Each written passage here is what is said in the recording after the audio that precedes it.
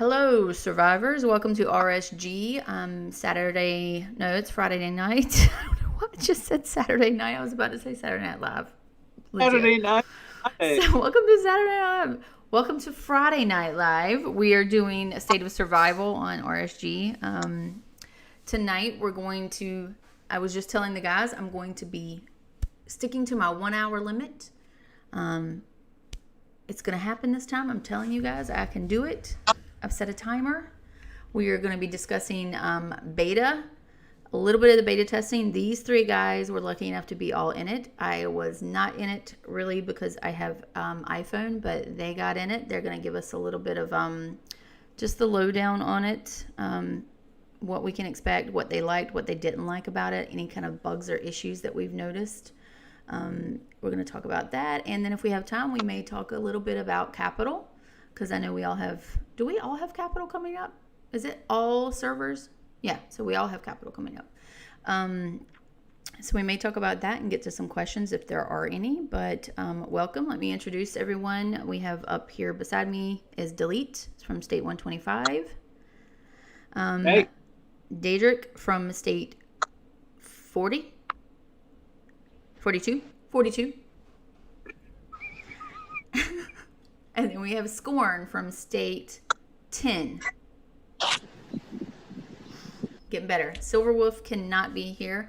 Our heart goes out to Silverwolf. He is dealing with some family stuff going on right now. And he is in State 20.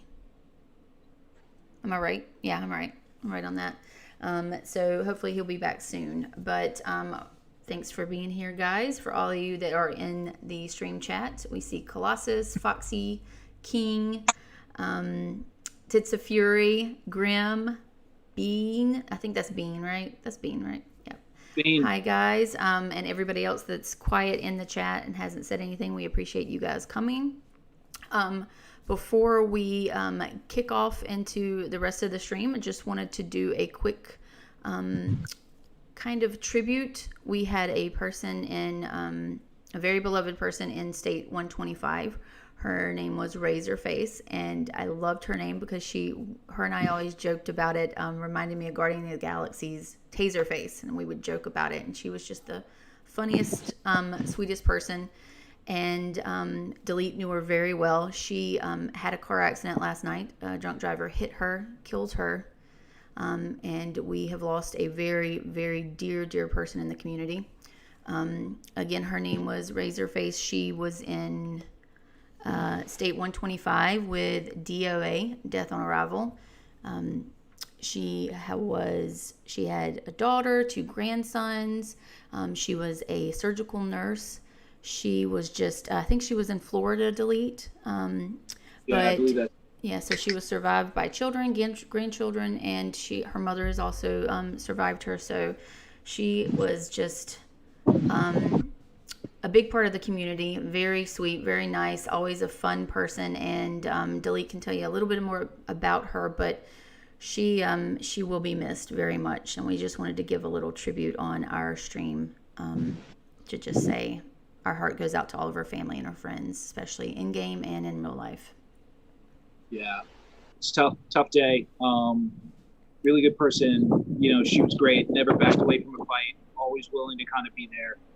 She was one of the people that was, on for Capital 24 hours. And it's a tough day for State 125 and just her family. Her family actually came on and kind of like alerted people that were on her chat because State 125 was a big part of her life and the game was a big part of her life. And it was extremely nice of her family to kind of come on and just kind of alert us. We have them in our prayers, and I know that she's having a good time right now, kind of living life, and that's all I can kind of really say. Yeah, that was nice. Okay. Yeah, so again, to DOA and all of her friends in State 125, we love you, and our heart goes out to you. And if there's anything that we can do on behalf of RSG and State of Survival stream and all of the panel guys here, just let us know. We just we're gonna miss her dearly. Okay, so let's see here. Yeah, okay, here we go. Yeah, it's been a sad day, Delete. We've been dealing with this all day today, and it was just awful day. So we're gonna try to talk about some fun stuff coming up in the stream, so we can guess because she would like it. She would love to hear more about. She was all about the game, so we're gonna talk about the game as usual. But Forward. yes, and Scorn's swooping out. Whoa! Did anybody just see that Scorn has his shirt untucked? Is it an untucked shirt, or is it just like pure dress shirt? It's dress shirt, untucked. I have never seen him not Well, like. thankfully, I'm not my boxes tonight. I know. I've never seen you completely. Imagine me in not your boxes in a professional. meeting. Yeah, okay, yeah, I can do that for you. I am in Guardians of the Galaxy pajama pants, just FYI. So it happens. It's okay. Okay, so guys, tell me about this beta. I've seen screenshots here and there. What do you guys think about the new heroes? They look goofy AF to me. What do you guys think? Deletes distraction. Yeah. Sorry, I'm saying goodbye to someone. No, it's okay. So yeah, I mean the new heroes are definitely very cartoony, but in a comical way. The animations are pretty solid, and they are extremely strong players. They definitely will become your 3 strongest by far. Are they stronger than our current 3 meta team? Our 3 ladies? Yeah, so they are super strong. Patrol heroes, but actually can do really strong on like attack as well, or because their stats are just really powerful. But now the beta could change. There's no concrete evidence saying that they're going to go ahead and keep everything the same that beta. But it was also, it was kind of tough to really gauge how strong, because it was a lot of people that were in the beta had issues with getting their entire base and their exact stats carried over. And then some people weren't able to get them all the way to like max stats. They've also changed the way that heroes kind of their skills get upgraded, where as you become a level 80, your skills automatically carry up with you in the beta. So you didn't have to use skill books to like increase their skill levels in any way. But they were cool. The explorer missions, finding them and doing, explorer missions was actually kind of different. It was an all right part of the game, seeing them kind of like be attacked when guys like a big bruiser, and other ones wearing like hazmat suit, another one's kind of, flying a drone like Jeb, except this one doesn't fly, it kind of runs around.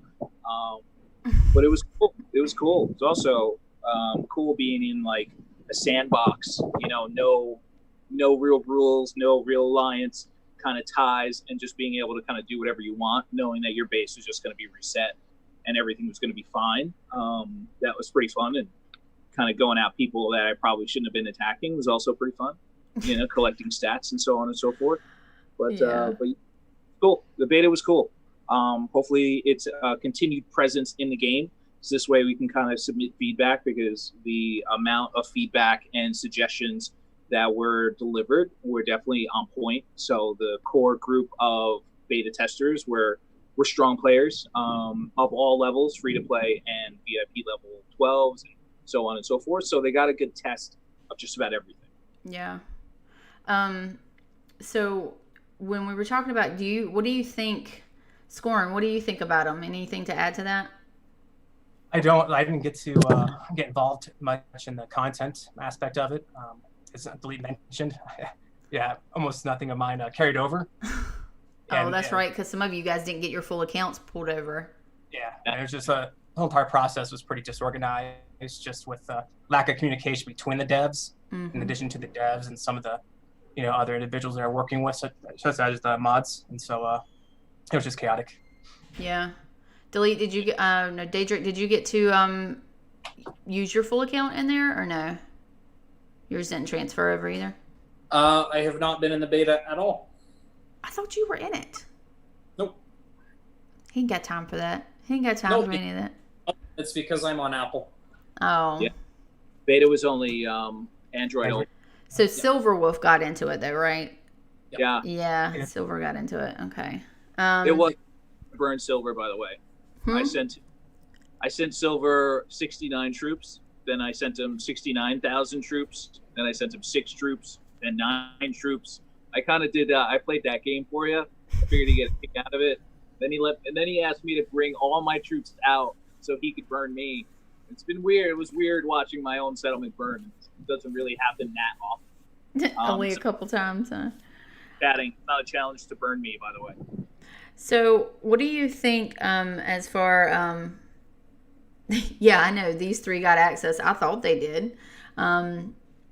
So, what do you guys think as far as what they'll change? That I know that you had said that what's in the beta right now might not transfer over into current, what we will get. What do you think they'll change about it?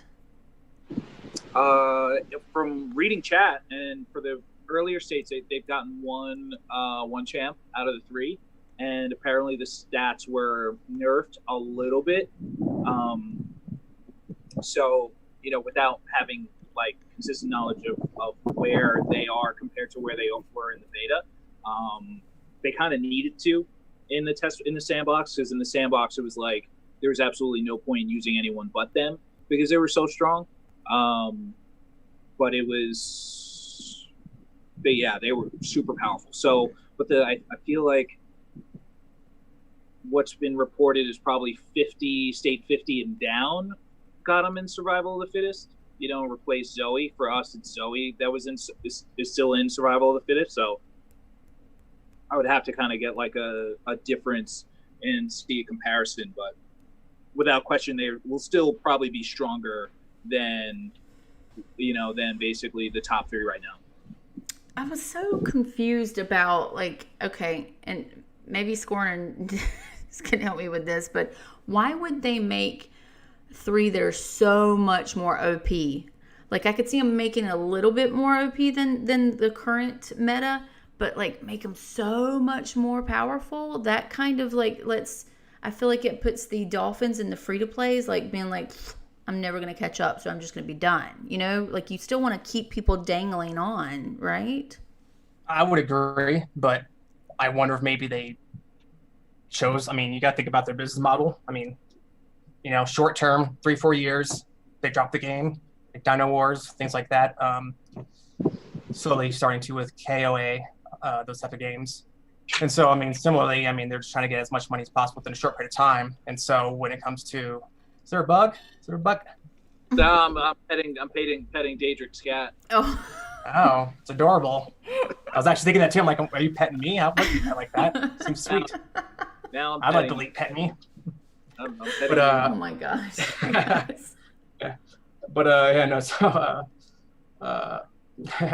So I wonder maybe if I mostly agree with you that I would think it would push away some of the free to play players, but I don't have the data, so I don't know. It could maybe encourage them to like, oh hey, we didn't really invest on these other generations of heroes, so maybe now we'll invest on this one because it's so much stronger. I don't know. I think I'm just looking at it from my perspective as somebody who doesn't spend on the game, but I possibly would. It's not that I won't. It's just I haven't really wanted to yet.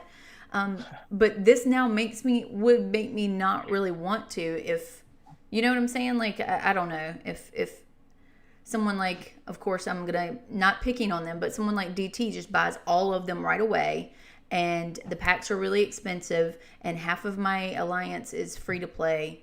It's going to be a little bit demoralizing knowing that they are such stronger. If it was just a little bit of an edge, one thing, but they are so much stronger.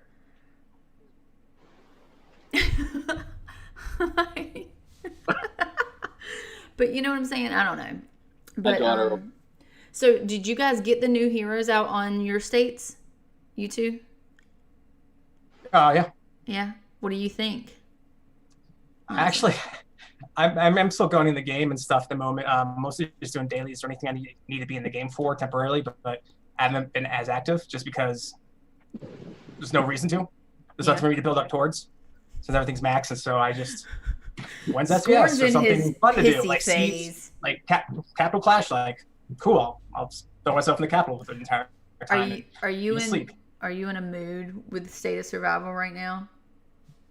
No, why would I care about the devs not considering the community and the members and wanting to work with us? That's a mood. Oh my gosh. What are you talking about?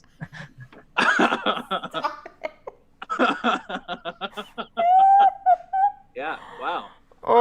Daedric, playing with your kitties again. He's always playing with the kitties. It is super cute for a kitty. That's pretty adorbs. Yeah, it is. So, do you have the new heroes? Pegging my finger around. Me? Yeah. We do not have the new heroes in 42. But you're in 42. I thought it was 1 through 50 or something like that. Yeah. That's what, No. wow. Maybe. No, they haven't showed up yet. Like, mind you, they could. I don't know, but like we could be a week behind or a couple days or something like that. But I haven't. Like, you can see when a new hero is being released because if you click on the heroes menu and scroll down to the bottom, you can just see their little face plates pop up, and that just kind of lets you know that they're upcoming. I have not seen that yet, but mind you, I haven't been on the game since reset today, so that could have changed. Yeah. So I'm looking here in Kings, like that they actually did nerf Staz buffs to 305% and then 10% on their skills.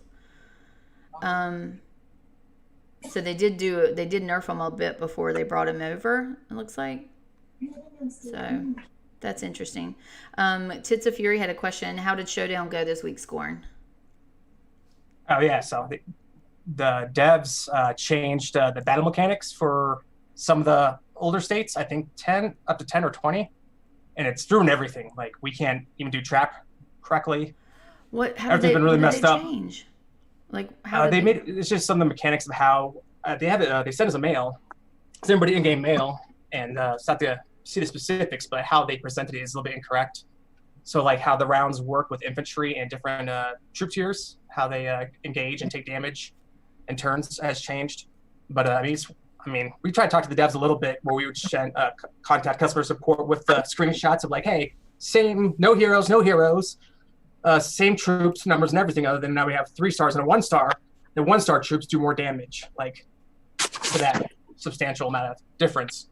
But so was that with the release of the new heroes, or was that just? Yes, when it released new heroes, I have to look again. States 1 through 20 or something like that. I don't remember exactly. 1 through 22. How high? It was just messed it up. Wow, do you think it was accidental, or did the? Yeah, I think it was. I think they purposely were trying to change the mechanic, but I think there were bugs in it, and they didn't test it beforehand. Because even now, with us and others have tried to bring up the issue, it's kind of been ignored. Yeah. Interesting. Have you guys heard anything else about the newer states and how they're going to apply anything to the older states? Nope. I haven't heard anything either. I was just hoping that somebody here might have. Nope. Oh, just a thing from Fury's question score, and that was a shot at you. I'm not sure if you. It was, yeah. I got it. She was, Wait a minute. I know. It was hey, Scorn, how was it?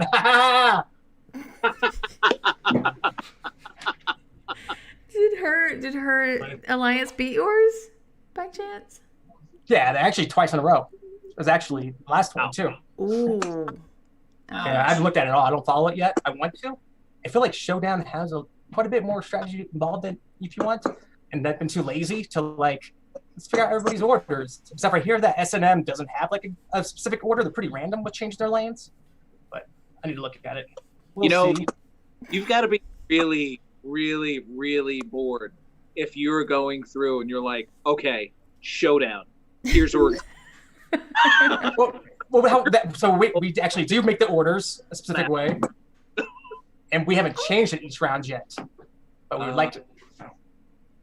There's the most handsome boy in the whole world. Look at him. Not you. Oh. And Tits. I was about to say Tits McMahon. Tits of Fury got MVP this time too. Awesome. Close the door, sweetheart. Thank you. I don't even know what MVP is a Showdown. I'm paying attention. Yeah, apparently. So anything else? I mean, that's the beta. I mean, was there anything interesting or cool in the beta that you guys were surprised by? You two? Anything at all? Yeah. I think the biggest thing for me was the fact that, like, when people's accounts weren't set up, there were a couple people that, like, came over correctly and were just destroying the state and going Daedric ham on people, like just crushing.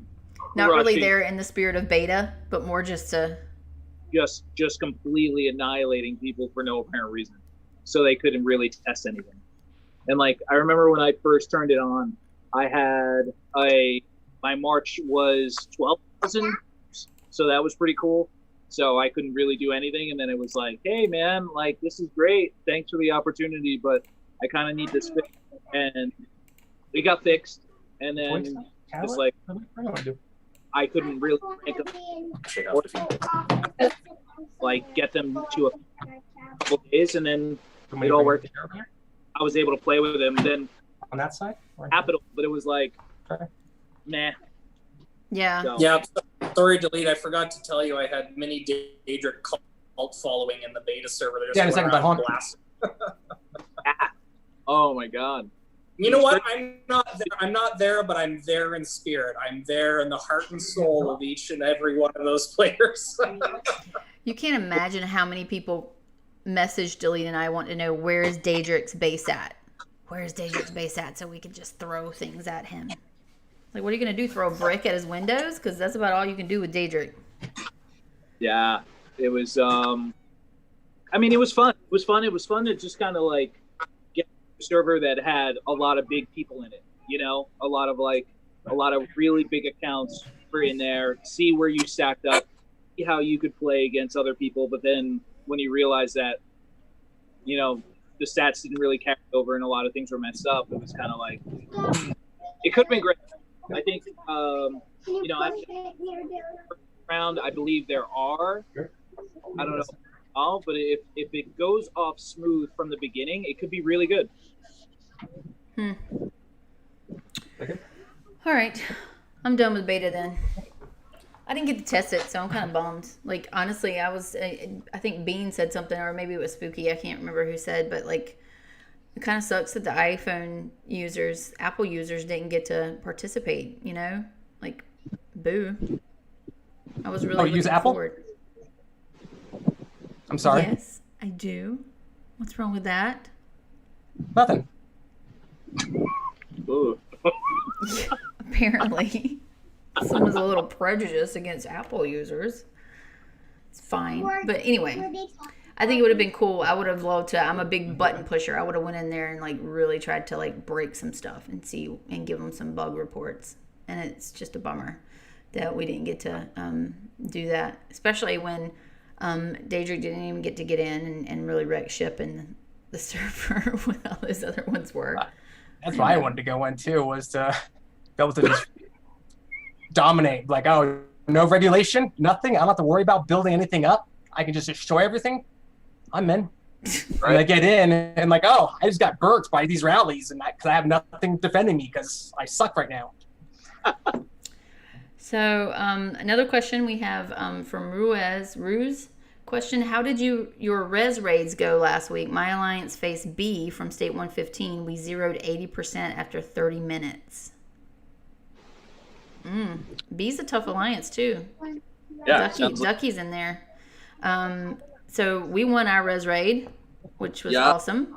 With a little bit of new technique from what we were talking about in the stream, so that was good. That was cool.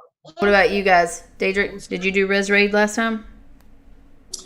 Yeah, I've been hanging out in the Russian Alliance for about a month, just there because I'm there. We get pulverized every week because they have absolutely zero idea what they're doing. Zero clue. No organization, no nothing. So I just go in there and I just do my own thing. I just run around burning people and they just get fucking pulverized. Who was this? Who did you play? Hey? Yeah, who was the opposite team? We also usually face other Russian alliances because the time frame we use is Russian time. So we usually go up with another Russian group and They're just as disorganized as we are, but they're less disorganized than we are, so they pulverize us, and I just do my own thing. So. I think it would be really funny that if you were like as opposed to being on an attack team, if you were just someone that held buildings and didn't attack anyone. I thought that would be like a really good flip of the script for you. Yeah, no, it's unfortunate, right? Because I'd like to be part of an organized group when it comes to Res Raid, but I get to do what I love to do and do it by myself. So I let them be disorganized. It's when you're in a multi ethnic group and different language, it's really hard to play the game and translate at the same time, because you're constantly flipping back and forth between the chat, having to translate. And it's the same thing when you type a message, they have to translate what you're saying. So I can't even pay attention to the chat while I'm playing, because it slows down time. It would be so chaotic. I would not. I don't know how you would be able to do it. What about when you do CC? Like, is it the same issue, or is it same thing? If they just ask me to hold a building or do a tower, and I commit to that tower, and I just have a basic set, thing of instructions that they provide me, and then I don't pay attention to chat the entire time. Well, it would be difficult to do like spur of the moment changes, like if you're trying to hit translate on every single little thing. Yeah, it's rough. It's really rough, and the issue with our state is the top 10 is a mix of Polish, German, Russian, and there's like 1 or 2 English alliances. And S&M's one of them, and then there's another one that's got primarily English, but the rest of it's multinational. He's frozen again. I like that. Is he blowing me a kiss? He does a perfect freeze every time he does it. It's never like an awful face. It's just like this. Like, yeah, it's a nice pose one. My screensaver is one of Daedric's frozen faces. It's fantastic. Yes. Anyway, just a lot of language barriers in 42. So. Yeah, that doesn't sound like fun to me, honestly. I don't mind a language barrier when you have a bunch of different languages and you're like kind of learning people. I love our mixed bag of different countries, but I feel like that it would be very difficult if you didn't have anybody else that could kind of help with this is where Daedric's going to go, and this is where, that would be really isolating and lonely. Playing Capital. You can just come with us, Daedric. Come to our state. The cool part is, one thing I've done really well at in every alliance is usually R3 or R4, but I'm R4 with them, and I just look after the administrative side. I take care of their tech and alliance store and membership administration. So I look over the operations, because they're so disorganized that I just look after more the desk job type of thing, and then I let everyone else do their thing, because obviously they can communicate in Russian. So I just look after the back end and let them do their thing.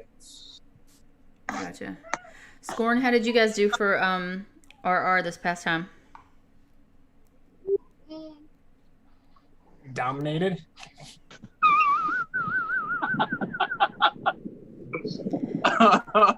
So awesome how humble you are.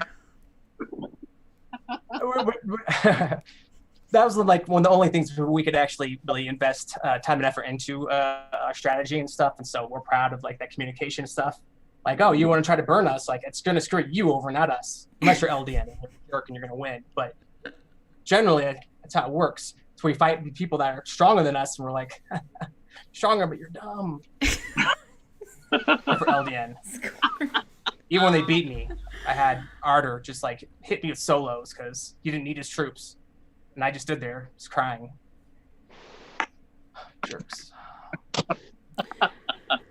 That's fantastic. So that's the answer to that question. We all did pretty well. Reservoir Raid, except for Daedric. Daedric's probably calling for another kitty right now, I'm sure. Question from Jatril is, how does Chuck Norris win poker? By using only Pokemon cards? What? Okay, that's a good question. What? But it kind of, I don't know. We should move forward. Yeah. It's a dry stream, so no drinking. Yeah, it is a dry stream. I'm trying to keep it on time tonight. No drinking, except for my coffee. Seltzer. So, question: how did the new hero stats differ from the release versions? We kind of went over that a little bit. Scorn doesn't know; he hasn't played them yet. Delete, we don't know because we haven't played them yet because we don't have them released. But I think King in our chat, he actually said that they have nerfed them just a bit. And when Silver gets back, we can kind of get a little bit more information than that because he is playing them, I think. But it looks like they nerfed them a bit, but they're still pretty OP from what it sounds like. So yeah, I mean, it definitely felt like they were going to keep the progression of how Zoe was stronger than Jeb. You know, the new character will be that much stronger than Zoe. So, yep. Okay. So, enough about beta. Do you guys have any big plans for CC? Like, we're kind of excited about this Capital Clash. I am. You gonna take it now? What? You're not? No. We're actually gonna play this one hard, right? We're gonna try. Yeah. Totally are. Cool. No doubt. Yeah, we're gonna hit it. We're really gonna go after it. Gonna control that tower hard. As soon as I wake up, I'm gonna do my dailies, and then we're gonna go. Yeah. Go team. Scorn. How long do you guys? I had a question about your prep because I know that you guys are pretty hardcore about prepping for stuff like events and stuff. How long do you make people get on like an hour before and get on Discord and VC and all that stuff and like really like plan everything out, or do you kind of just spur of the moment it? Or they get the boot. What? I have a trusted person jump on my account for me and park me somewhere, and I don't go on until like the last minute. As of right now, we just focus on who are the top players that we need to build up, that need the most badges, and we just focus on make sure they get the most kills, and everybody works together. Everybody gets at least minimum three generic default packages, and then we focus on the top getting the most.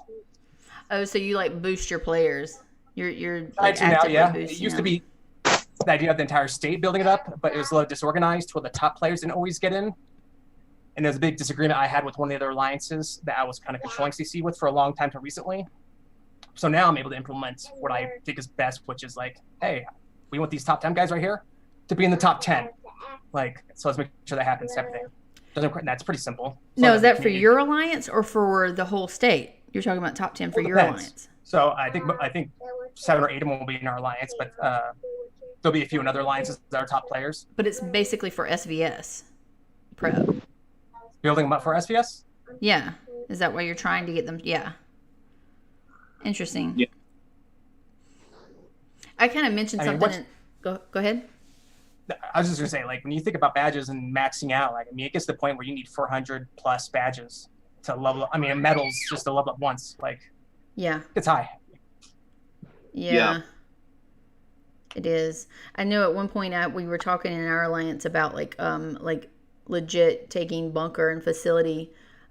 We never went through with it, but taking the rewards and really just boosting up, like taking players a week or a month and really just pushing them as far forward as we could with like rewards and stuff.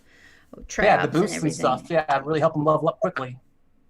I'm kidding. cynical. I'm not crazy about the fortress rewards like everybody else is. I'm like, give me the 20 hours of free healing and troop training. I'm good. That's all I need. You're in an older state, but like for our state, like some of us still don't even have frags maxed out. You know, like I mean, that could be useful. But so I mean, a lot of the time though, you get like boosts and stuff that are really that are temporary and not substantial. So like the frags are good, and the medals, I know those were really beneficial for a while for me. So you're right. But even before then, there was a lot where I was like, oh, cool. Thanks for the 8 teleports.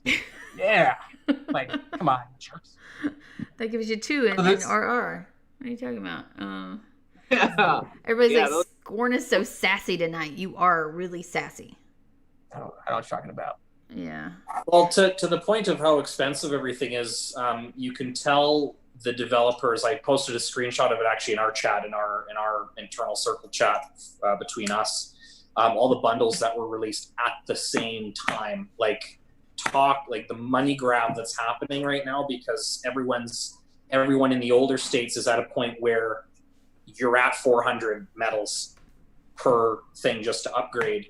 So now they're releasing bundle day after day after day constantly. Like these custom crate things are out every day now, every couple of days. Bean just said something about that in chat, about with the way the packs drop and are going this week. Do the new heroes use the same gear? Because they are really pushing the gear in packs this week. It's everything. Like the crates. I think you posted a screenshot of it, Daedric. Yeah. It's crazy, right? But for people viewing who are not at the 400 medals, so with the custom crates that they've come out with, so normally if you bought the regular bundle before these custom crates were ever a thing, to max out a 400 medal at, because there's 3 different stages to do the 400 at, you'd be looking at about $600, $750.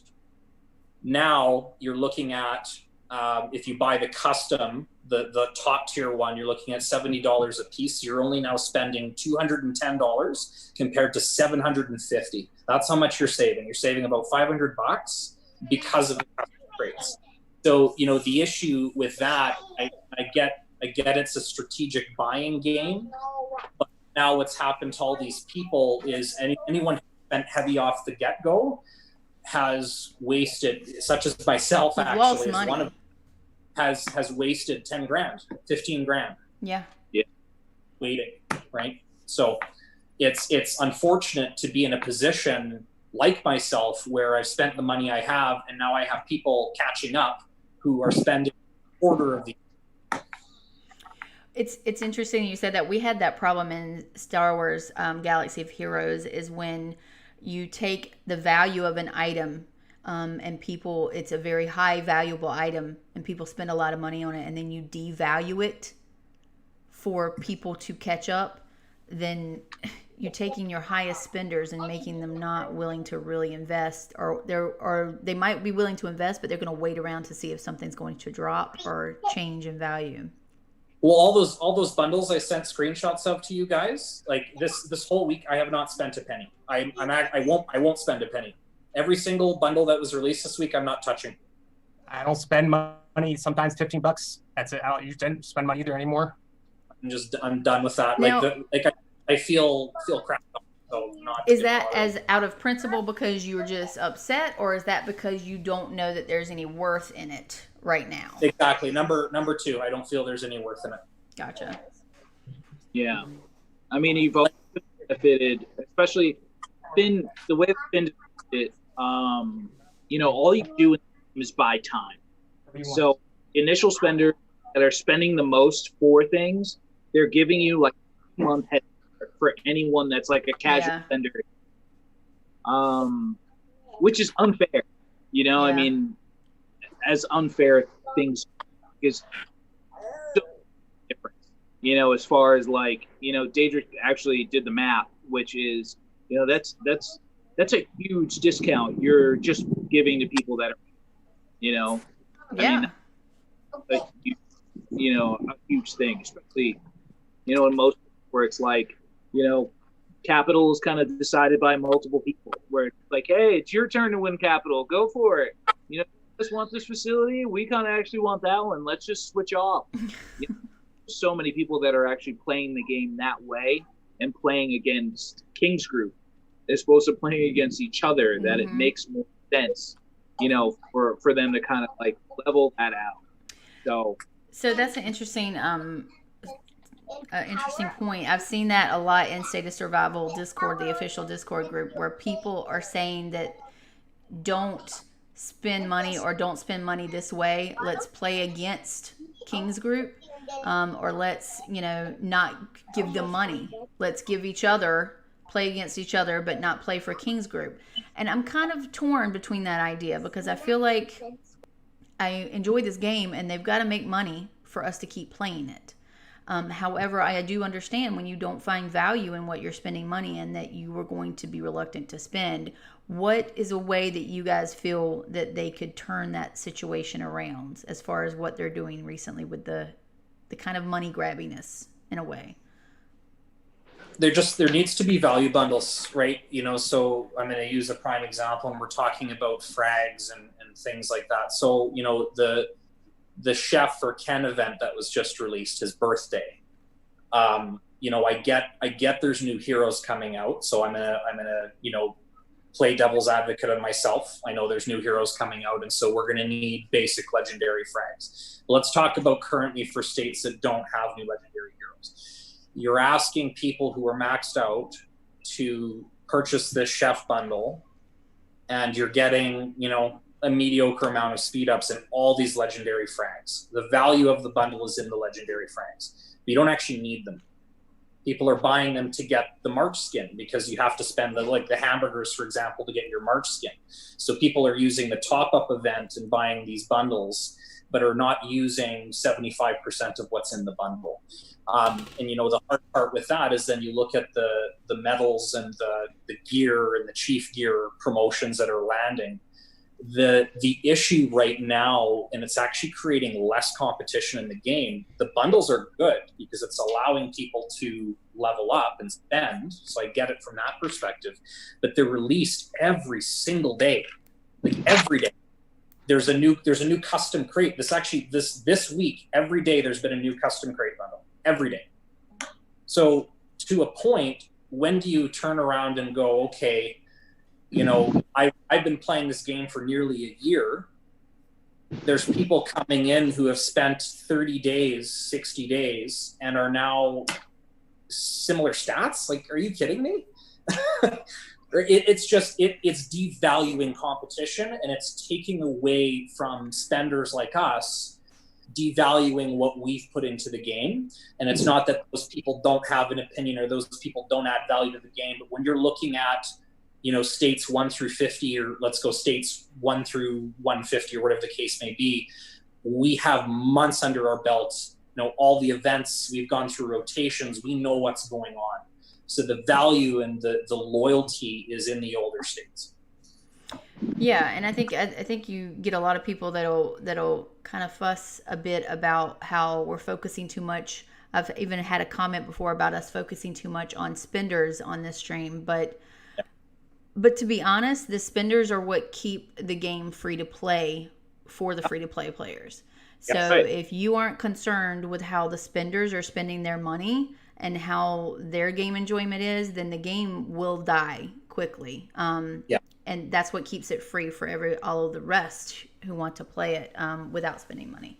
So there's that balancing. The rebalancing issue is a very tough situation for game devs, of trying to keep that balance between the free to play and the spenders, and keeping both parties somewhat happy. You can't please them all, but it's a hard job. And I don't know that King's group is really quite on the mark yet. I think they're kind of far off with it right now as far as states released content. That is a big thing. About keeping the spenders happy, because obviously the big spenders are a lot of them on the older states. But I don't know. I think what's really cool, I'm going to use this stream as a prime example, and actually, everyone who's in the chat who participates as a regular in our chat every stream, is each of us here, like, let's just say for the sake of the conversation, none of us here were maxed out. I know Scorn is, but even if none of us were maxed out, we've built a reputation in the game. So, Daedric or Delete or McVenom or Score might not be the top player in the game ranked wise, but we're known. We're known in our state. We have a reputation, whether it's good or bad. Yeah, whether it's good or bad, is we've built a little community inner circle for ourselves. I think that's the really unique thing about this game is each player gets to make a decision. Do I want to have a reputation where people know me, or do I just want to be another guy? Even if I'm maxed out, do I want to just be another player who's just there and not really, has a noticeable aura about them? Whereas we, doing the streams or participating in chats is, people know your name. right? And that's a big part of the community aspect. And I think that's what keeps me playing the game, is the fact that I have you guys in this stream, and we have a certain reputation that we just like to live up to in the game. Yeah, I think you're right about that. Like, as far as what keeps us playing is absolutely the community, and I think more focus on the community is. I think they know that now. I think they're aware of that now. I really honestly think that's why they brought the beta out, is because they know that everybody's been wanting more community content and more community engagement, because that's why most of us are still playing right now. So I'm hoping that that's changing, but who knows how. Yeah, that was a perfect freeze too. Did you see that freeze? Look at that. Yeah. That's got a gift. Got a gift. He does have a gift. How can we, this is an interesting question I saw. First, let me say, Tits of Fury question. Daybay, do you think the Russians stand a better chance for this round? I'm going to answer no. I'm going to speak positively here with some positive feedback. Russian players in any game, because I've played with them for a number of years, in any game, they're super scrappy. So if you want to talk about having a good time in terms of a good fight and just being super competitive, the Russians are the people you want to fight against. They're always scrappy, hard-headed, stubborn, and it makes warfare interesting. They don't do diplomacy or cooperation either at all, which is fun. No. It's hella fun, if you ask me. Is that why they're not top ranked, right? Okay, yeah. So bitter. Why are you so salty there? Right. When it comes to Capital Clash and Fortress, like we have our Capital Clash tonight, I have serious reservations about even attending. Wow. This will be the first Capital Clash that I will ever have not attended, for the sole reason that there's such disorganization that yes, we might take a tower, yes, we might take capital a couple times, but there is such a lack of structure and actual leadership and communication that, our alliance in particular, not that every Russian alliance is the same way, but our alliance in particular will not succeed in holding it, considering the other alliances we have in the state that will be competing for it. Wow. That's So a serious thing. We would essentially have to be handed the baby bottle and say, here you go, you can have capital. What would be wrong with that? Well, that's a serious morale crusher, right? Because if you look at the Russian way of playing and you're handed capital, that's going to crush their fighting spirit, right? Because they don't want to be handed capital. They want to fight for it and earn it.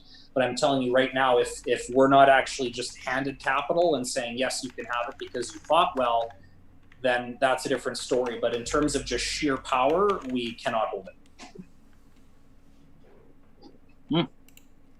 So how would you say is the best way into getting into top 10 for capital? Like, it's an all-out, everyone's attacking everyone, towers are being contested, the center's being contested. What's the best way to establish yourself in a top 10? Like statewide, or are you just talking about for the event? For the event. Just for the event of capital. Because if you're not winning capital, then you've got to basically get those medals a different way. And I'm sure there are a lot of people that have a giant alliance that they can't compete against, and they need to go ahead and just kind of sort out how they can squeak out, maybe number 8 or number 9 to just kind of get medals that way. So this way you could be a big guy in a small alliance and still kind of eke it out, maybe. I think that's a great question for Sworn, actually.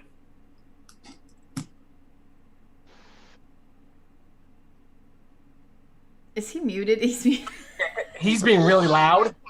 Oh. I'm not going to argue with him. You can ask the question again. I like that part of it. Oh, so what's the best way to get into the top 10 of capital? Oh, no. Yep. We lost Scorn. Oh, there he is. Yeah, no, I'm back again. Sorry. I'll go in and out. I don't know the best way for us. we usually have the people that we want to be in. Usually the lead of certain towers, and we just have all the other alliances hit those towers. Like, we're gonna have these top players in these towers defending it. You guys want to get a higher rank too? Do your best to have the best, most organized rallies with the best heroes, et cetera, et cetera. And but generally, the people in the towers are gonna get the highest amount of kills. Yeah, That's kind of what we were going with too, was like tower play, really, for us. Yeah. So cool. Question. or just won't get attacked. Sorry. No, I'm sorry. You were cutting out in the very beginning of each sentence, so I didn't know that you were starting. Go ahead. What were you saying? There are certain people that just won't get attacked. They'll see a certain logo and then just be like, you know what? I'm not going to hit that tower. I'm going to hit something that I can actually go for. So no one wants to run into a brick wall, especially with this shift in dynamics, game dynamics and like attack dynamics that's kind of been going on. So it's been tough. It's been tough to kind of break, but that was all I had to say. Sorry. Yeah. I always find it funny when some people are surprised, like, why aren't you playing Capital? You mean, why am I not suiciding my troops at your... I don't know. There's a reason. Yeah. Okay. Kirsch had a question. How can we expect any crossover gameplay when no data is shared between servers as it functions currently? That is a great fantastic question. That is a great. Yeah. So that's the big question that these guys have about like the new states and what's going on with the new states versus the older states, and like the completely different gameplay that they've got going on there. There was no real communication about how that was going, if it was going to come out to everybody and why they were doing it and what were the reasons for the change. I mean, there was nothing, no communication at all whatsoever with that. I mean, I'm going to throw out a suggestion to the developers here, and I'm actually serious about this in a very large way. I've seen other games do it, and they compensate very well for it too. Is if the developers, considering all the things we've talked about in stream, all the ideas that people have posted in your chat, just the general discussion, if the developers sat down and decided that all servers go offline for 24 hours, and they just hammer out as many possible high priority changes that they can and execute well, and then compensate everybody well after and again, other games have done that, but actually take a day, like instead of your little teensy weensy 2 hour, 3 hour, and then, we have to do another maintenance. Take a day, mm-hmm. and implement stuff. Because we keep coming across this issue where, an update is released and there's all these issues and fixes that need to happen. Whereas if you take a 24-hour server shutdown, you can fix bugs current time as they happen. I just think it would be a really good idea for them to just do one mass, super important update in that fashion. I've seen it work really well in other games. Yeah, I wonder, speaking to that, I wonder what the money loss would be for a 24-hour period, though. Like, if that's what they're thinking, that would be too much. I know that Star Wars Galaxy of Heroes used to do server shutdowns, and they'd even do them sometimes up to 4 or 6 hours, depending on what they needed to do them for. But ours are really short, little updates, not really tweaking the bugs. Do you think it's because of money loss? Well, it shouldn't be, because if you time it properly, so if you look at when they release bundles, they could easily put together a marketing strategy and release, like if we're taking a certain week, because we know they release bundles every week, is market strategy in such a way where they release bundles in a timely fashion, but plan for the update. You could easily plan for the 24-hour shutdown and have all these purchases available for players. And so if you're taking a loss, it would be a minimal loss. And that's, at the end of the day, it's acceptable, because here's the thing. If you're updating your game and you're improving it by a significant increment, you're generating more cash flow after the fact. So your minimal loss at the end of the day is really nothing. Yeah.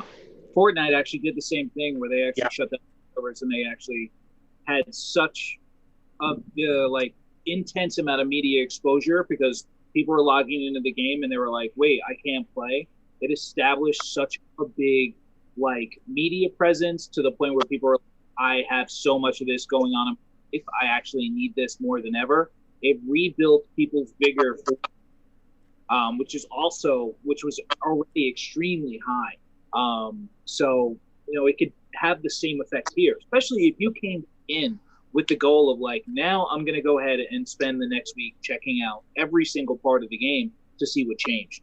Because everyone that's loyal to this game knows exactly how Showdown works, Throwdown works, you know, Reservoir Raid works, all these different facets of the game. Planning that out and relearning those things, if there is such a change, is a big part of keeping people intrigued. You know, it would reinvigorate basically Alliance chat. Oh, I checked this out, this section, so on and so forth. You know, it would basically the domino effect would be pretty large in that scenario if they were to do that. So I just noticed a point somebody said about the new releasing of the heroes in such odd, like in small, like 1 through 20 or 1 through 40. That means it widens the gap of who can do state versus state when they release them, because they're going to have to get all the heroes out before they can release state versus state, right? Because that's a good point. They're not going to bring out a state versus, you know, one set has the new heroes and one doesn't. Would they do that? We have in Reservoir Raid, I fought Miho, you know, Zoe and Ash before I even knew they were heroes. That would be a bummer. Big time. To get state versus state finally and not have the new heroes and go against. Yeah. I mean, until the new heroes are ranked up to a certain level, they won't surpass, you know, so you could find that kind of, you know, where they're supposed to, like, your fourth March be a purple hero, it would be them, I guess, you know, if it really came down to that far down the line, if you were attacking someone or playing someone. But yeah, I mean, there's a lot of things that are preventing state versus like state 1 versus state 295. You know, it would not happen anyway. But, you know, especially now with the difference in the game, it definitely wouldn't happen. Yeah. If you funny actually thing that people have been doing, if you zoom out to the world map to view all the different states on the map, like 75% of the people have named their state. We want state versus state. That's funny. Yeah. I'm just reading. I'm trying to read up in chat that I saw where there was some question about whether new states or if anybody had the new heroes yet. And yeah, they definitely do. It's 1 through 22 has the new heroes. So yeah, they're out now. Question: it would be nice to trade the junk that is not useful to us anymore. And this is from Defender. A hint to devs for a real trade market.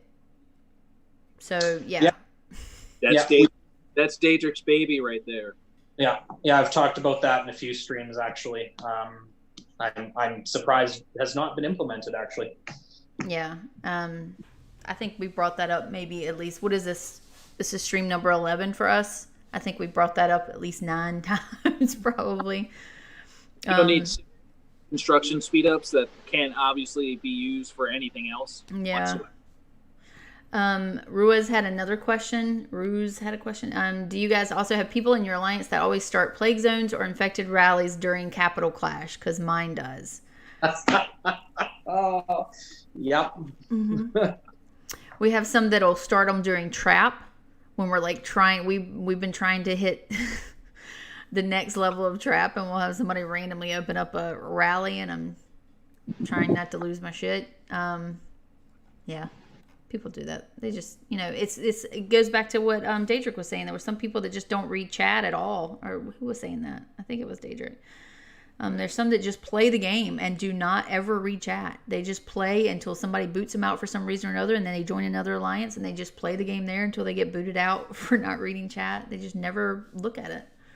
It's fun. Yeah, it's a good enough game where you can actually, for those people that can just sign in, no matter when they sign in, just pop a level 5 infected rally and just be like, I don't really know what's going on, but I like doing this. Yeah. I like doing rallies and a couple level 5 infected winning and then signing off. Yeah. So. Well, and they donate plenty, so they get in. So and they're growing strong. So you just leave them alone. Let's see. Silver Wolf had a question. Do you guys miss my radio voice? Yeah. Absolutely. Oh. Nope, I hear it every night in my dreams.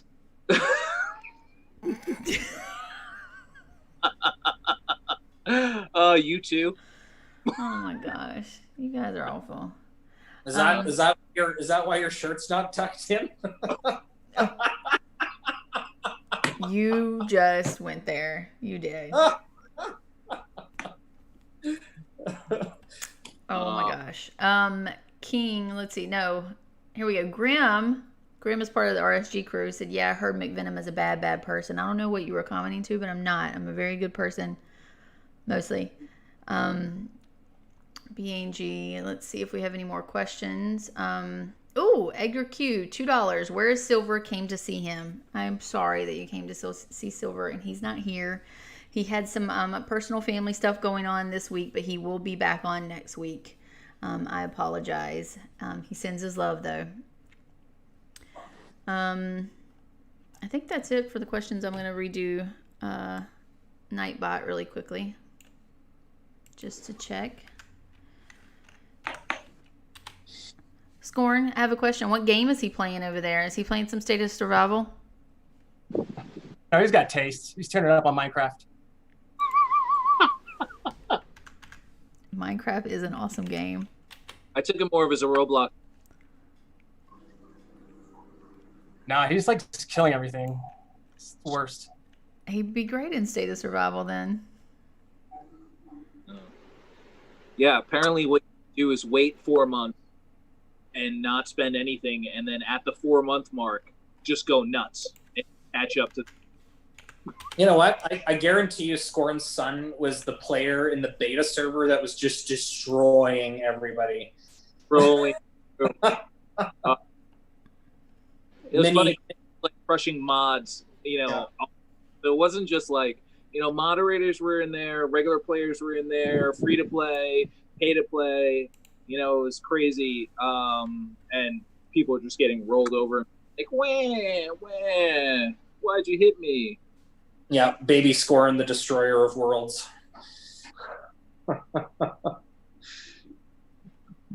All right, let's see. Thank you so much for the donation, Edgar Q. I promise I will get him on next stream. Another question was from King, is your alarm on mute or something, Venom? No, I saw it go off. I just I snoozed it for a second. We were in the middle of something. But I'm still pretty close. It's 9:04. We're pretty close. So BNG said, how did you get in the beta server?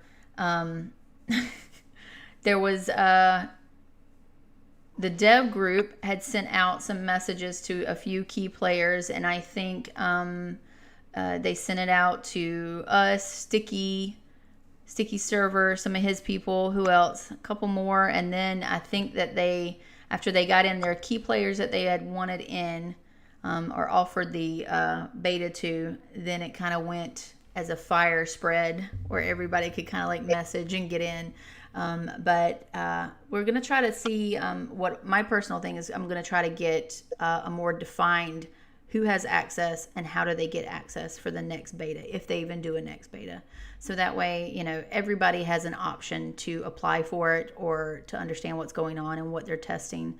So I'll work on that for you guys for the next beta if they decide to do one. Question I started, Buzzsaw. Hey, Buzzsaw. Question I started a few weeks ago in State 291. Is there any advantage to older kingdoms, or would I be better off playing it out here? There. Yeah. A large part because, you can look at this is a stream 11 now. We have mapped out and given out pure gems of how to play this game, stream 1 through 10, and now this one. And you can definitely learn a lot of how to play the game, what to buy if you're a pay to play, what to focus on if you're free to play. And plus, you're playing a different version of the game than we are. So you have a chance to go ahead and take this knowledge and adapt it to a new level and control that as well. So I would definitely say, from everyone that I've talked to from an older state, they like to be in my state, and then that kind of cascades further. So definitely enjoy the place that you have. Yeah, Buzzsaw actually is a Swogo player, Star Wars Galaxy of Hero player who watches RSG for other stuff. But it's similar to shards. You don't want to get into an old shard. It would be like playing against Loki and you're a brand new player, or playing against Daedric as a brand new player. You want your skill set and your skill level and your knowledge base to be matching those around you at least. You're going to have people that spend and outspend you, and you're going to have older players that jump into a new one. But even if they do have that knowledge base on you, you still are kind of starting out in the same area instead of you jumping into one of these older servers where it's just, I don't think you're going to have as much fun there. Like, I know me, I would not have fun with these guys down on the bottom here. I would not have fun in their server, just because I know that I'm so far behind and I have no way to catch up. At least in these newer ones, even if someone is outspending you, there's still that possibility of catching up. And you wouldn't have it in their old ones. Not to mention their old servers suck. They're so far behind. They don't get the new content. They're not getting their SVS releases out. It seems like the newer servers are getting more attention now, and we don't even know if the older servers are going to get that attention coming back later. I mean, I know I hate to say this to you guys. Daedric's getting pissed. I can see him visually, just like getting really pissed, but it's the truth. Where you just went for like a long time without being paid attention to, and then you're going to be cool again soon. Like, eventually, someone's going to make you guys really cool again, is what I'm hoping for. Daedric, what do you think? No, that's exactly why I haven't spent a penny. Right? I'm not going to, continue on this charade if, it's things are being devalued. It's just, it's to a point where So beautiful. Look at that majestic. It's just like he's looking off into the distance and he's about to drop a pearl of wisdom from his mountaintop. Oh. Sorry, my connection. No, it's getting to a point now where I'm that player in the Alliance who's logging in, doing my dailies, doing my rallies, and then logging off. Yeah. Right. So it's, no one, here's the thing, no one is ever going to catch me in kills, ever. It's just a reality. No one will ever catch it. So, I'm at a point now where I'm even bored doing that. Daedric's bored killing? Yes. What? You were the last. It for real is the apocalypse now. You were the last 30-game winner. Well, so I'm gonna bring this up. Scorn actually hit the nail on the head when he messaged the chat the other day. He said that the battle mechanics have changed, and they have. I'm not sure if whoever's viewing this stream has noticed, but Scorn, thanks for bringing that up. I've noticed too. So I solo, I do a couple rallies here and there, but I normally solo HQs when I attack them. I've been taking a significant amount more losses than I would ever have taken a couple weeks ago or even a month ago. They have done something to the battle mechanics. I'm talking, I'll hit an HQ 26, let's take an example, and they've got brutal heroes on the wall. We're talking purple heroes, so really no statistics. I've got plasma everything. Stats are through the roof. And I'm taking thousands of losses on a couple 100,000 troops where normally I would take a couple 100 losses. And, this is Plasma 3 versus T8s.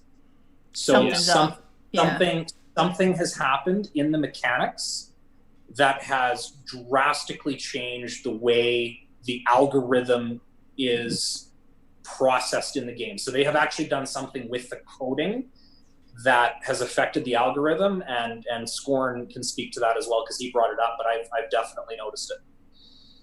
Yeah, the devs mentioned, I don't remember what states, but some of the older states, they sent a mail out message in game to everybody that they are implementing a new battle mechanic. And it's went above and beyond to where, I mean, we sent customer support who showed the devs our screenshots that we had of showing that, like, all right, so now we have one plasma star infantry against a 3 plasma star infantry. The 1 star plasma infantry will win sometimes. Well, that doesn't make sense. No. and it works around their proposed changes to the mechanics even. And they came back with some incorrect understanding of the situation. Like, oh, the dev says it's fine. It's because of, gear and stuff. Okay, cool. Thanks for helping. But, yeah. So today a level 30 settlement, and I'm 3-star max everything in my research is pretty far along, and I've got 2 gold pieces, strongest player in our state. But I used to be able to crush a 1-star settlement, no problem. I could send 16 marches in a row and not lose a single one. So today I attacked someone not reinforced at all, and I dropped 6 million BP in 2 marches. So it didn't make any sense. Just pure troop luck out of the blue. They weren't reinforced. They didn't have spectacular 30, no star, and poof, disappearing troops and 6 million BP just because that's how it happened. And I'm okay, but wonder why they're changing the battle mechanics. Are they trying to rebalance in some way, or is it a newer thing that's coming out that they're trying to adjust for preemptively? What do you guys think? I feel like at Fortresses, it just changed for PvP purely. When I was fighting at bunkers and facilities, it still maintained basically 0 losses, just wounded. But then I do a PvP, and next thing you know, it was like, wow, you just suffered 35,000 losses randomly. So it's just like, oh, okay. It's not going to stop hacking, but. Scorn, was it in the bunkers and facilities and things like that too, or was it only PvP?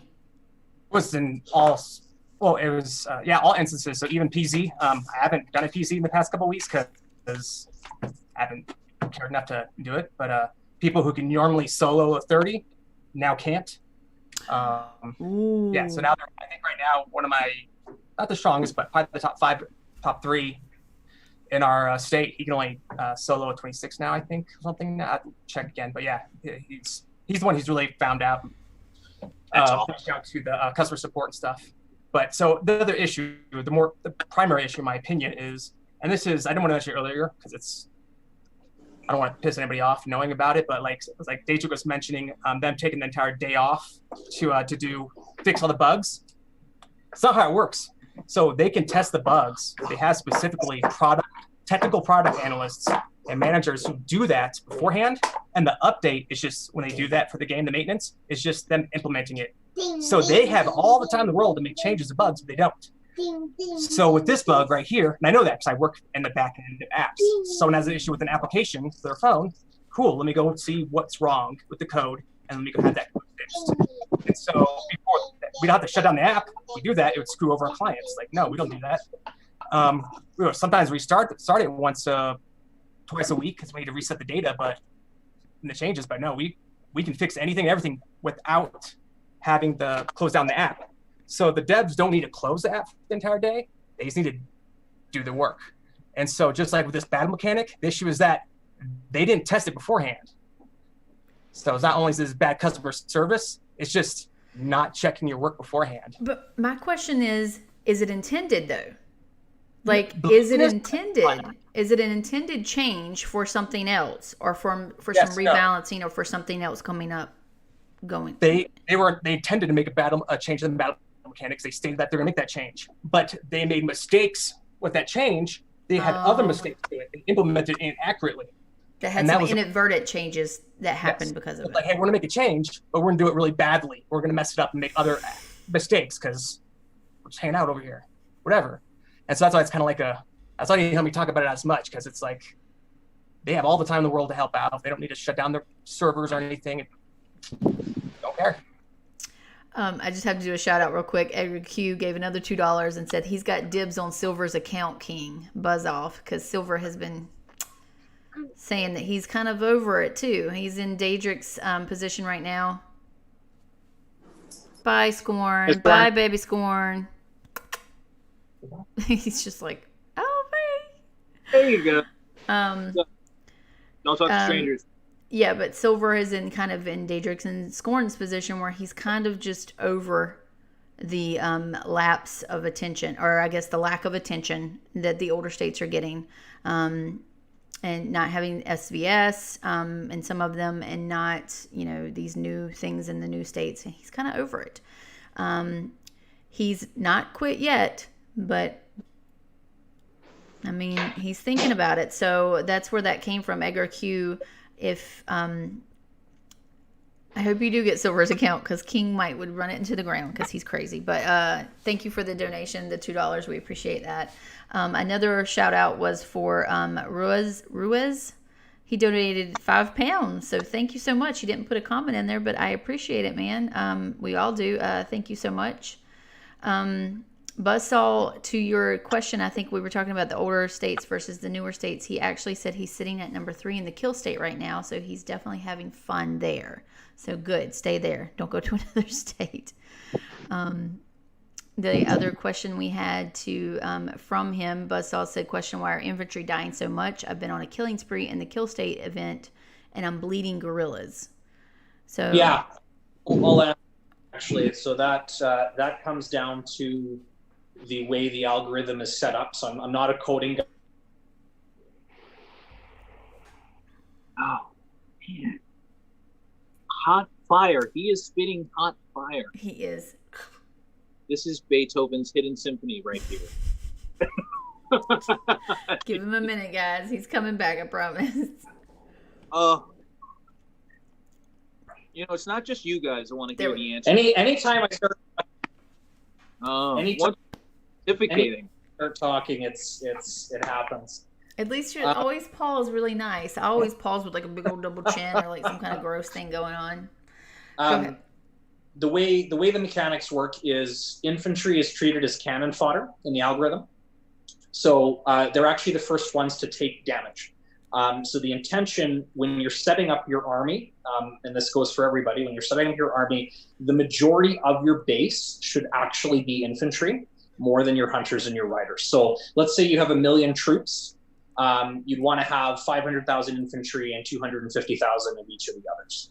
And the intention with that is whether your base is being hit or you're sending out marches, you want to have a lot of infantry at your disposal because they're cannon fodder. So a lot of people, when it comes to the gear, the research, and all that other fun jazz, is they focused a lot of their purchasing on their infantry because the infantry is your first line of defense in both a settlement attack where you're attacking or you're defending.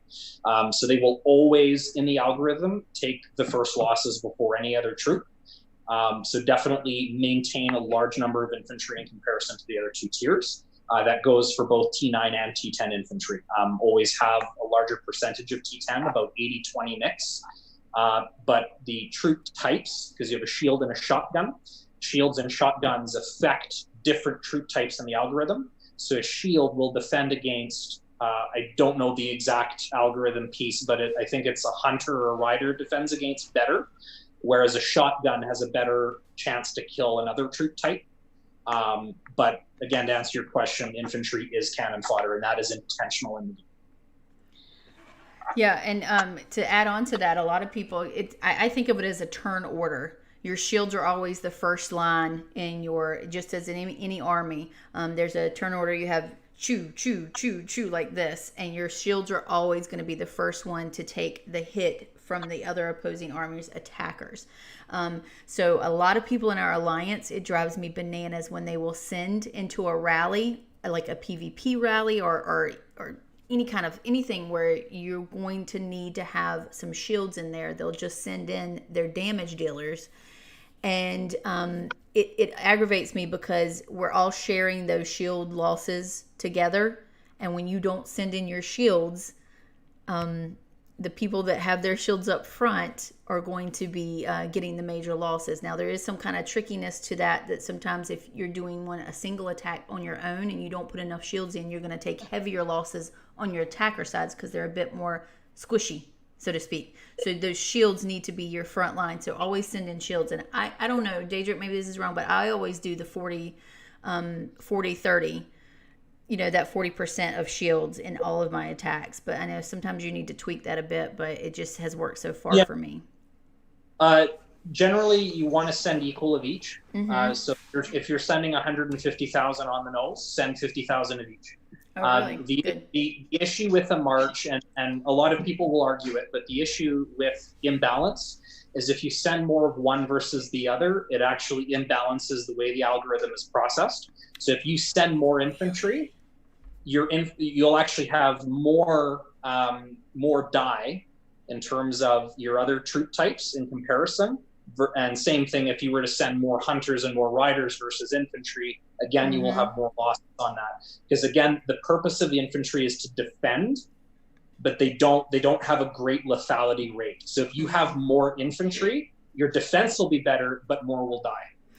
Good to know. Good to know. I've always been of the mindset to send just a little bit more than I need, just in case, to take that extra damage.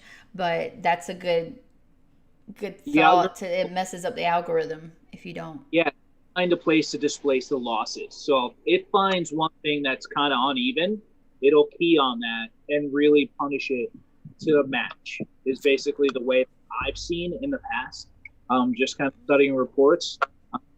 That's kind of the way that it floats. So if you give it a chance to kind of not be fair, it will be unfair. Yeah, and a great tip, because people are playing Capital Clash tonight, a great tip for everyone is when you play Capital Clash, because your infantry dies first, you should be sending infantry to Capital to replace. So if your tower gets hit or your Capital building gets hit, you should be sending an 80-20 mix, so 80% infantry, 20% hunters, riders, because the intention of that reinforcement march is to actually replace the infantry that was lost in the building. So a lot of people will send just a generic full march to reinforce and fill up. You're actually damaging your building more because you're sending the wrong troop combination. And you cannot garrison a building that you're already in. Your troops simply replace the lost troops in the march. You don't have two individual marches in the building, and a lot of people forget that.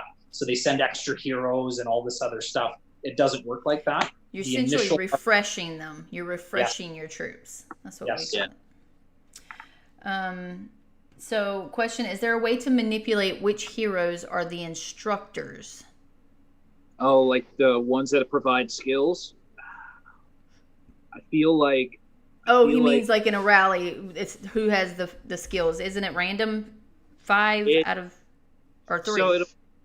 So from what I have seen, it'll always take, if you have, like in Trap, if you have, everyone's got Sarge, right, in your rally, and you've got different heroes for the top, it'll take the strongest Sarge first, and then it'll kind of cascade down.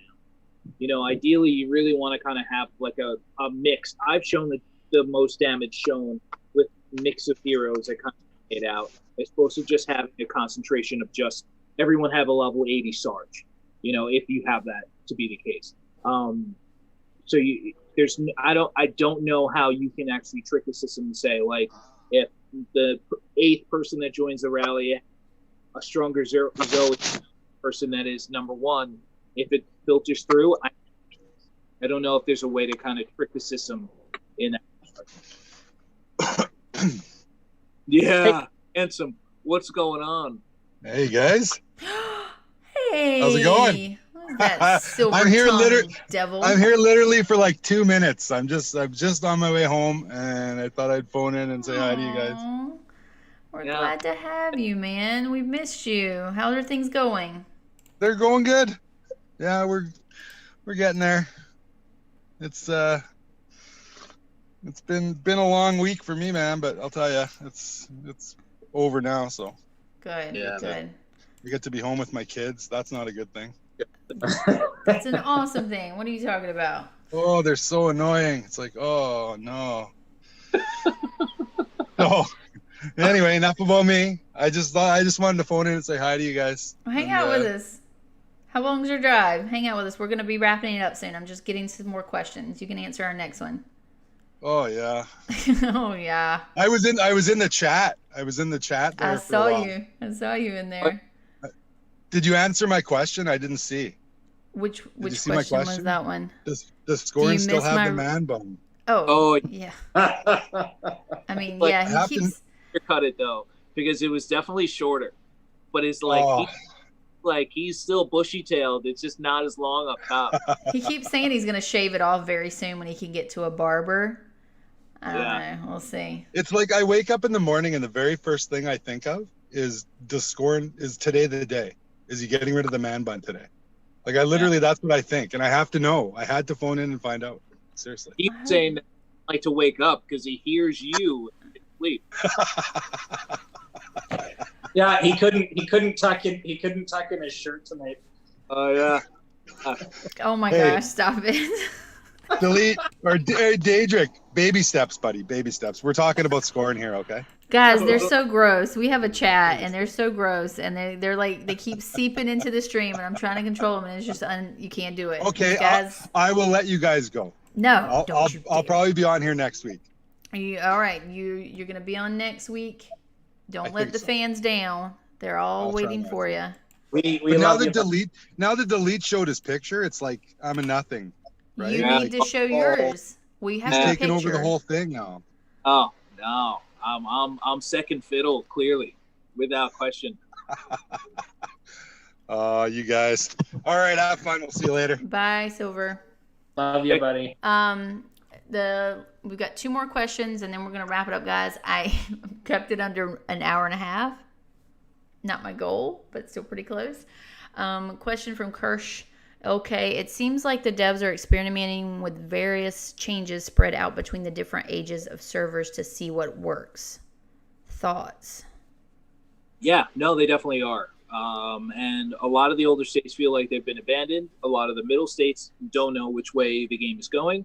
And a lot of the newer states don't really know any better. And due to the state versus state, it tosses in a lot of different dynamics as far as who's going to be able to play against each other and be successful against each other. And then a lot of people that have played state versus state say that the rewards aren't really worth it anyway. So there's a lot of questions to be answered. And unfortunately, we just don't have any answers at all. Daedra, what do you think? Do you think they're just experimenting? Yeah, I concur with that. I think they are experimenting for sure. At the end of the day, like, let's be realistic. What makes me the most money, right? That's exactly what it is. That's what it's about. Is what makes me the most money. Is the perspective it's coming from. So they're testing out what brings in the most funds. So when we look at the way the new states are operating mechanics wise, that does affect spending 100%, right? It's coming down to the game experience, and the moment your experience changes, your revenue changes. So they're seeing if we do this, will it bring in more cash flow? The interesting part that I see, I'm going to take the top 10 of my state as an example. People are still spending. So when they're releasing the amount of bundles they're releasing, our state is still spending thousands of dollars every week. Tens of thousands of dollars every week on bundles. Easy, right? It's not hard. Like if you think of people who are maxing out a custom pack, you're looking at $250 for the crates, right? Multiply that by however many people. So people are still spending. The game is making. Yep, he froze. I think we could finish it. The game is still making money. I'm assuming that's what he did, what he was saying. Go ahead, Delete. You cut out for a second. What did you say? No, the game is still completely making money. People that are buying effectively are progressing faster than anyone that has bought, just regular packs. And it tells you the percentage of the deal that you're getting. A lot of the stuff that's in those packs eventually become just complete waste, and you're doing it for 1 or 2 pieces in that bundle, and eventually you're just buying bundles and you're being like, wow, these other 3 pieces are garbage, but this is the only way I can get this. And at that point you're spending because it's just like, well, I've gone this far, you know. I'm almost to Disney walking. Why not walk a little bit further? I'm almost to Disney walking.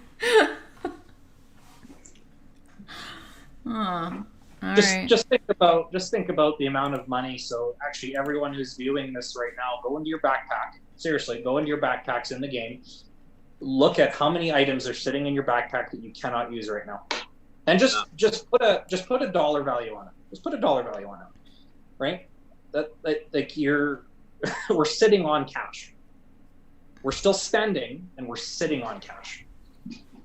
Yeah. Even if I could like turn that into Alliance Tech or turn it into anything. Yeah, 100%.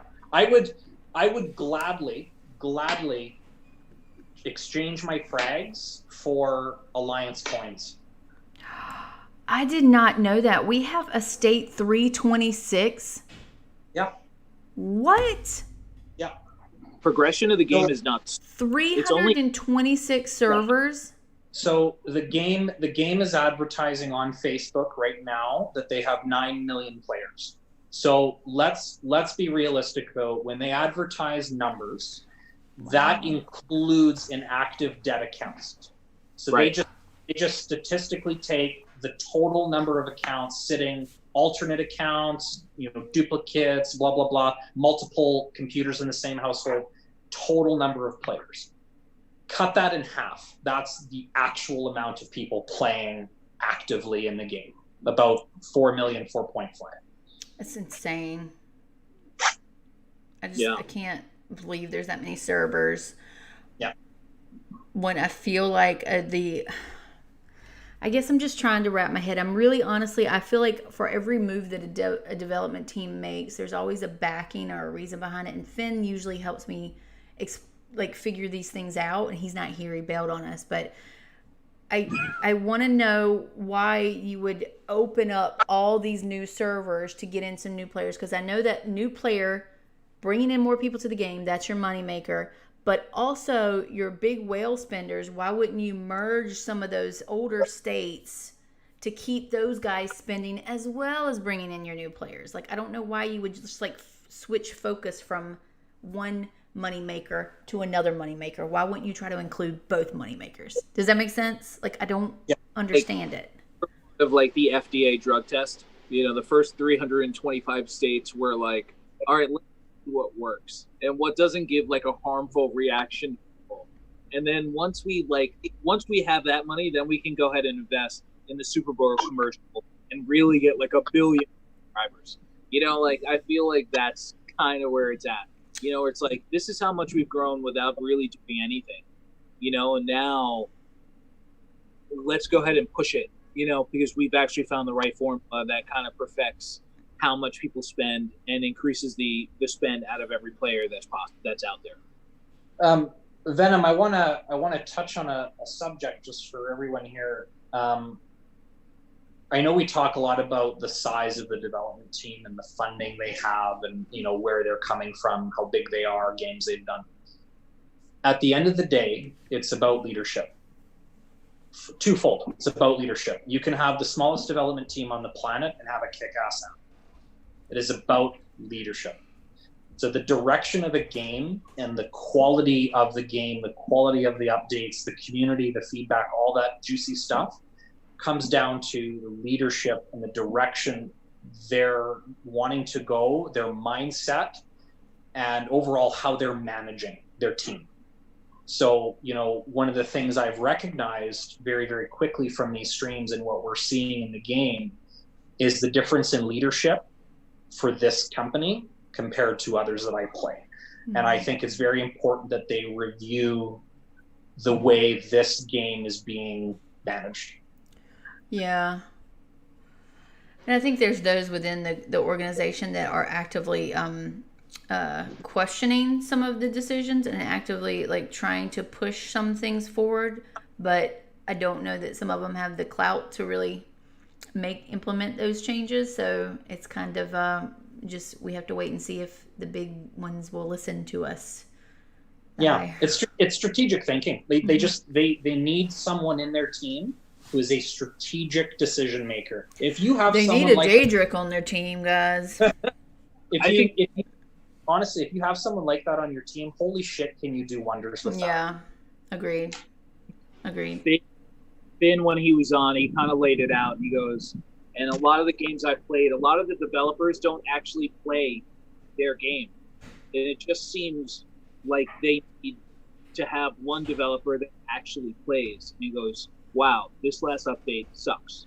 Or this is what's going on. Because I feel like they depend on the mods, but, you know, a moderator's only going to do so much, you know, when it comes to I think the key to what you just said too, though, is not just play this game, but play games so that they know a comparison of what works, what doesn't work, what games are enjoyable, what ones weren't, and why they weren't, and can apply those experiences into it. Not just play this game, because if you just play this game and you don't have any comparison in material, it's kind of like, oh, okay, this is what it is. It's okay. It's great. You know, what are you talking about? Like, I think that's the other thing, is that they need somebody in there that plays games. That's a gamer. So,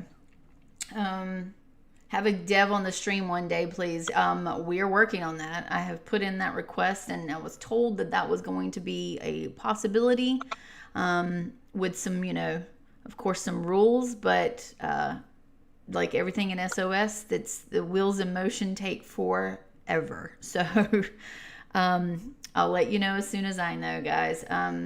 Questions, I think we had one more. Let's see. Question from NZ Beast, who I love all of his questions. He's got really good questions. He posts them on the stream afterwards, and I try to get them answered, and I just appreciate your questions, Guy. What about sending different tiers of troops? I have heard this helps a lot because each troop type has certain specialty, speciality and details. And I think, Daedric, you had touched on that just a few minutes ago about sending different troops against different troops. If you're a level 30, once you get to level 30 of T10s, the only thing you should ever have in the game when you're maxed is T9, T10. That's it. There should be nothing below that. Ever.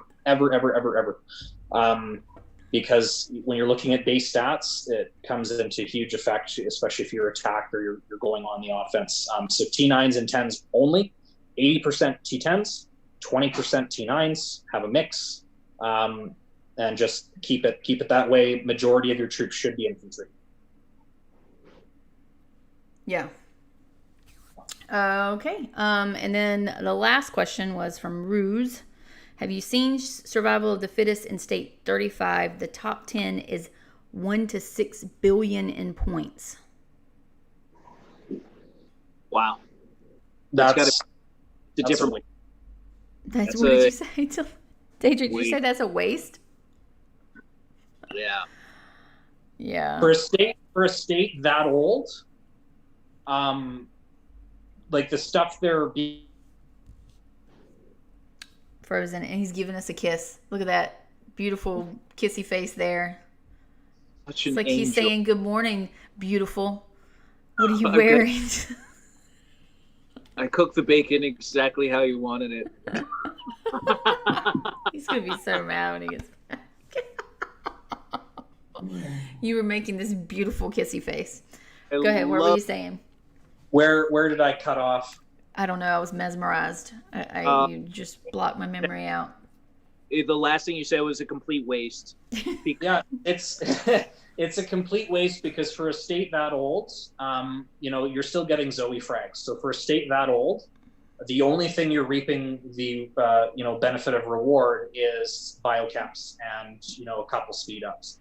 But everyone, for the most part, should be maxed out on Zoe in the first 100 states. I'd be surprised if they weren't, considering how long Zoe has been out.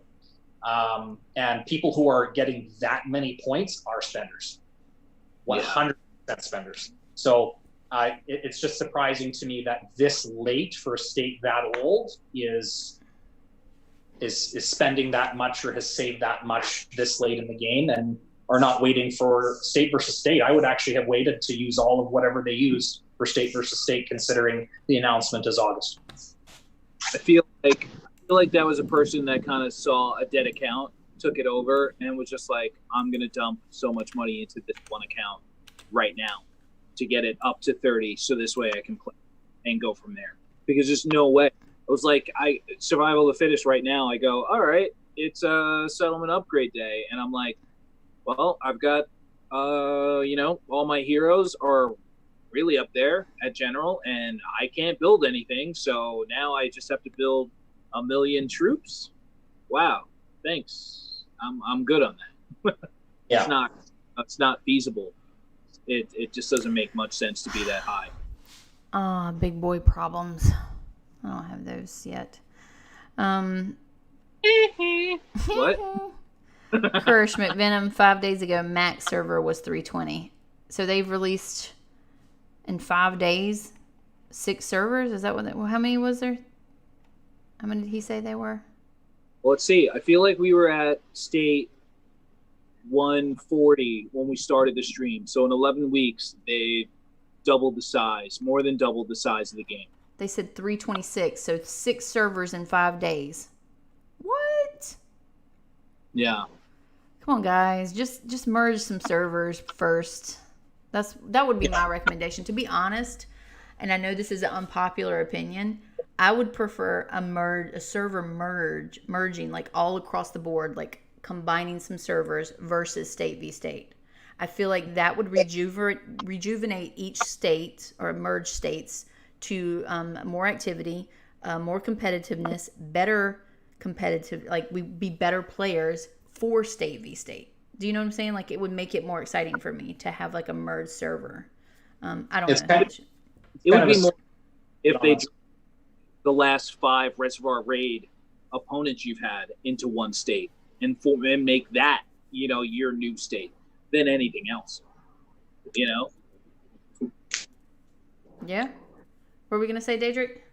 Merging states is essentially state versus state. Like that's the cool part, right? You have one whole new server. Like it literally is a brand new server because you're putting all your current state together with another state. It's state versus state. You're just making it permanent. Yeah, but that's what I'm saying though. Like it would need to be permanent for it to really have a an impact, a true impact. I don't know. Or give it a month. State versus state becomes one giant state for a month. It filters out until something else comes through. They say state v states come in August, and I am not banking on anything until I see it. That's just where I'm at right now because I don't know. I would like to see these new rounds of state versus state to see if they've changed anything, like rewards or anything. I know they have a new section to it, but we haven't really seen it yet. So,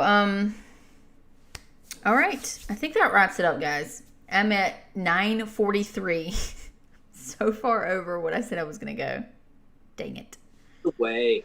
It's just the way. I know, but I like to keep them kind of short so that people don't feel like they have to tune in and like take up half of their Friday night to listen to us. But at the same time, we just get talking and we can't help it. What did I called you Chatty Cathy's, so... guys, do you have anything else you want to add to anything that we talked about today before we jump off? Nope. Yes. Everyone have a great Friday night. Have fun Capital Clash. Drink lots, eat lots, party, and have a great weekend. And we've got a code to give you. Oh, God. Thank you, Delete. I forgot about the code. We've got a code to give you. I want you to go ahead and thank me for reminding me. This is what I do. This is how I become successful, is surrounding myself with awesome people that keep me on point. Like I'm really honestly just riding off of their backs here at this point. So get off my back. Get off my back. Give code is SOFA. They actually upped their stuff for me this week. It's 300 bios, 2 advanced search maps, and then they also gave 100k wood and food, which that's a new one for them. So I don't need food and wood. I need food and wood. I'm working on my last upgrade. I need it. Shush. Yes. Why don't you drop tags for a week and let people hit you? Send all your troops out to camps and just let your alliance just raid you. He couldn't fit all of his troops in camps. Yeah, he could have 10 marches and still not fit all his troops. Yeah, me too. So there's the code, guys. It's SOFA, which is an odd code. When they gave it to me, I was like, oh, okay, SOFA. We'll take it, though. We ain't going to complain. On the sofa, watching us. Yeah, right. So that's the new code. Thanks, guys. Also wanted to do one more quick little, as soon as I find my stuff, here we go. A little remembrance here. Also, rest in peace, Razorface. We miss you, girl. We are thankful for the time that we had with you, and hearts go out to everybody in 125 that has lost this beautiful, dear friend. And just let us know if there's anything that we can do. Just say a quick prayer or whatever it is that you do, but hug your family, hug your friends, reach out to them, and just be nice to people. Be nice to each other, because you don't know how much time you have left. Good night, guys. We appreciate you tuning in, and happy hunting.